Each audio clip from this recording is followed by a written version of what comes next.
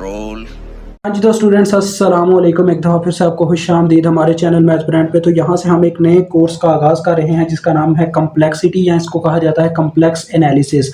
तो इस बुक का नेम है जो मैं हल करने वाला हूँ, complex analysis with its applications by written by Dennis G Zill लोयल मार्मियोंट यूनिवर्सिटी, पता नहीं क्या नाम है जो भी है यार इनका। तो इनकी बुक है जी, इन्होंने राइट की हुई है यूनिवर्सिटी से, ये इस यूनिवर्सिटी से ये रब्ता रखते हैं। तो आपको पता ही होगा हर एक मतलब कि इंजीनियरिंग में पढ़ाई जाती है, इलेक्ट्रिकल की इंजीनियरिंग में हर यूनिवर्सिटी में। तो कम्प्लेक्स एनालिसिस विद एप्लीकेशंस इस बुक का नेम है। तो आज हम करने जा रहे हैं चैप्टर 1 का आगाज़। तो इसमें हम आयोटा के बारे में ज़्यादातर पढ़ने वाले हैं। तो चलिए इसका क्वेश्चन नंबर 1 करते हैं। तो स्टूडेंट्स आपको याद होगा कि आयोटा स्क्वायर किसके बराबर हुआ करता था, जब आपने कभी मतलब कि छोटे हुए पढ़े हो इस चीज़ को। तो आयोटा स्क्वायर हमारे पास बराबर होता था जी -1 के। तो सबसे पहला जो क्वेश्चन है जी, क्वेश्चन 1 सारे का सारा इसी में हल होगा, उसकी ए जूस बी जूस सी जूस सारी होंगी। तो आयोटा की पावर 8 है पहले में, ठीक है।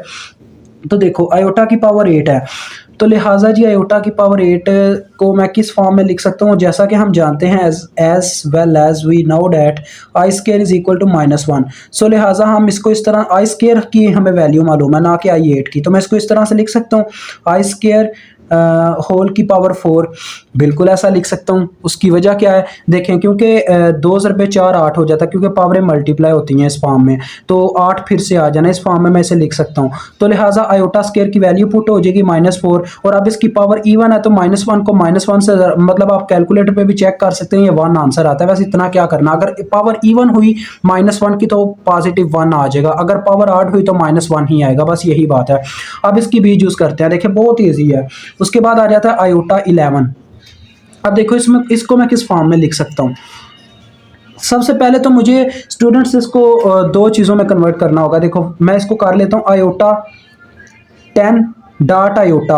इससे क्या हुआ जी, अब मैं आयोटा 10 को लिख सकता हूँ आयोटा स्क्वायर होल की पावर 5। इसको मैं इस तरह से नहीं था लिख सकता, आयोटा 11 किसी 2 के साथ मल्टीप्लाई होकर 11 बनता ही नहीं है, 11 एक ऑड नंबर है। तो इसको मैं इस फॉर्म में कन्वर्ट कर दूंगा। अब देखो इसको मैं लिख सकता हूँ आयोटा स्क्वायर होल की पावर 5 डॉट आयोटा, ठीक है। तो ये क्या आ जाएगा जी, आ जाएगा मेरे पास -1 की पावर 5 डॉट आयोटा। अब मैंने बताया था अगर पावर 8 हो तो -1 निकलता है, -1 जब आयोटा के साथ मल्टीप्लाई होगा तो माइनस आयोटा आ जाएगा, और ये आपका आंसर है।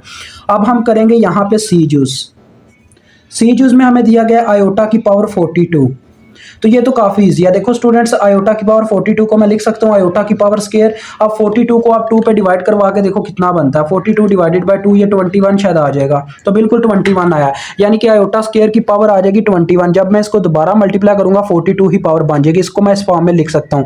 और फिर हम ये साथ में ये भी बताते हैं कि आयोटा स्क्वायर -1 के इक्वल होता है, जैसा कि हम जानते हैं, लिहाजा हम ये चीज़ पुट करेंगे, बताते हैं हम चेकर को। तो देखो इसकी पावर 8 है, अब तो पावर 8 होगी तो मैंने क्या बताया -1 आंसर आएगा। तो देखिए -1 आ गया। अब the last and final part of this question, then we come into our next video, यानी कि हम फिर आपसे दोबारा मुलाकात करेंगे अपनी नेक्स्ट वीडियो में।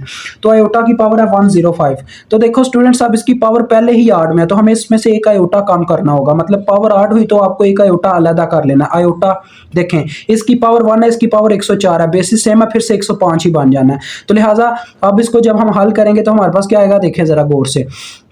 आयोटा स्क्वायर की पावर, अब इस 104 को हम 2 से डिवाइड करके देखते हैं, 52 आ जाना, मुझे पूरा यकीन है। 104 डिवाइडेड बाय 2, तो देखें 52 आया, यानी कि एक आयोटा स्क्वायर की पावर 52 बनेगी। अब ये जब मल्टीप्लाई होंगे फिर से 104 ही बन जाएगा। तो अब जब हम इसकी वैल्यू पुट करेंगे, यहाँ पे मैं करता हूँ बाकी का हिस्सा, देखें -1 की पावर आ गई 52 डॉट आयोटा। अब ये पावर इवन है, इवन नंबर है, 2 पे डिवाइड होने वाली चीज़ इवन होती है, तो ये 2 पे डिवाइड हो सकता है, तो ये इवन है। इवन क्या करेगा जी, -1 को +1 कर देगा। +1 जब आयोटा से मल्टीप्लाई होगा तो 1 डॉट आयोटा हमारे पास इसका आंसर आ जाएगा आयोटा। तो ये डी जूस का आंसर है, this is our D juice का आंसर, और ये हमारी बी जूस का आंसर, और ये हमारी सी जूस का आंसर, और this is our A juice answer. तो इस तरह से हमारा क्वेश्चन नंबर 1 डन होता है। मुझे उम्मीद आपको समझ आ गई होगी। तो अभी मैं इजाज़त चाहूँगा, इंशाल्लाह नेक्स्ट वीडियो में हम क्वेश्चन नंबर 2 को करेंगे और आपको वो भी काफ़ी ईजी लगेगा।